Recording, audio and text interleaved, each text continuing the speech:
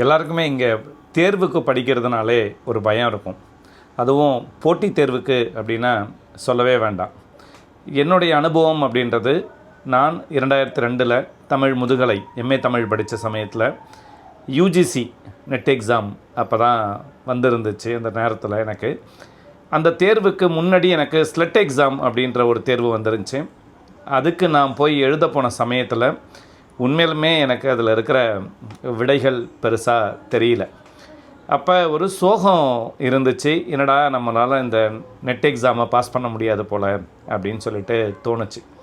அப்போ இப்பயும் பணம் கொடுக்குறாங்க அந்த தேர்வில். உச்சபட்ச தேர்ச்சி பெறுவருக்கு மாதமான இவ்வளவு தொகை அப்படின்னு அரசு கொடுக்குறாங்க. அதே மாதிரி நான் எழுதின காலத்துலேயும் அந்த தொகை கொடுக்கப்பட்டது. எனக்கு முந்தைய ஆண்டு வரைக்கும் 5000 ரூபாய் கொடுத்துக்கிட்டு இருந்தாங்க. நான் தேர்வு எழுத போன காலத்துலேயும் 5000 ரூபாய் தான் கொடுத்துக்கிட்டு இருந்தாங்க. அப்போ நான் இதுக்கு தயாரான இந்த தேர்வை நிச்சயமாக நம்ம வெற்றி பெறணும் அப்படின்னு ஒரு முடிவுக்கு வந்தேன்.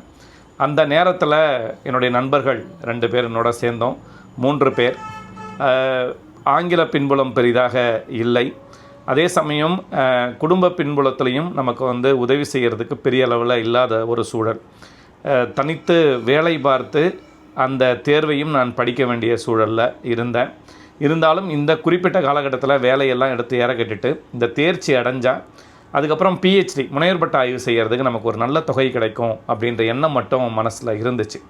அப்போ வாழ்க்கைனா நமக்கு இருக்கக்கூடிய ஒரே அந்த பற்றுக்கோடு அப்படின்றது இந்த தேர்வு மட்டும்தான். இதை எப்படியாவது நம்ம தேர்ச்சி பெறணும் அப்படின்னு மட்டும் நான் முடிவு செஞ்சேன்.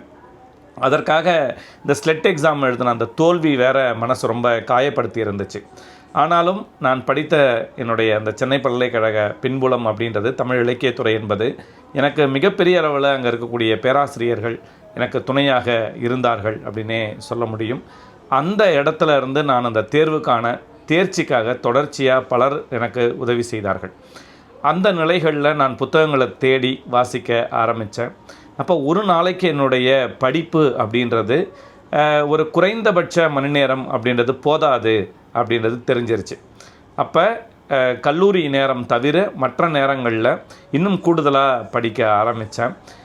தொடர்ச்சியான வாசிப்பு, தொடர்ச்சியாக நூல்களை தேடி தேடி படித்தல், வழிகாட்டுதல், எல்லா நிலைகள்லையும் நான் தொடர்ச்சியாக அந்த தேர்வுக்கு தயார் செஞ்சிகிட்டே இருந்தேன்.